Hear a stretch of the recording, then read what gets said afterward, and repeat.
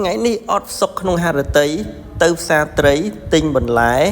ស្លម្ជូរក្រាក់សាច់ចងានហូបម្ដងជំរាបសួរសួស្តីពុកម៉ែបងប្អូនថ្ងៃនេះខ្ញុំបានមកផ្សារចំការគោហើយក៏បានមកខាងក្រោយផ្សារដែលគេមានលក់ត្រីបន្លែសាច់បាទផ្សារចំការគោហៅតែផ្សារថ្មីនេះគឺសម្បូរមនុស្សច្រើនហើយត្រីបន្លែសាច់ក៏ច្រើនដែរបាទមានចម្រុះប្រភេទមានទាំងសត្វស្លាបមានទាំងត្រីល្អិតត្រីធំបន្លែគ្រប់មុខបាទហើយបន្លែសុទ្ធតែមួយទៅធម្មជាតិទាំងអស់បាទនេះមានទាំងត្រីល្អិតត្រីផ្ទុកត្រីដែងត្រីស្រែខ្យងក្តាមពោះ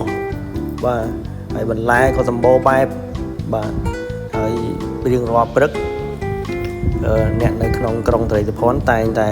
មកទិញបន្លែត្រីសាច់ត្បិតតែនៅក្នុងក្រុងត្រីសុភ័ណ្ឌផ្សារច្រើនមែនប៉ុន្តែផ្សារដែលសម្បូរត្រីសាច់ហើយសម្បូរដោយបងប្អូនគាត់មកទិញសម្រាប់ធ្វើម្ហូបគឺផ្សារថ្មីឬក៏ផ្សារចំការគោនេះឯងបាទដោយសារតែមានសម្បូរបែបច្រើនយ៉ាងច្រើន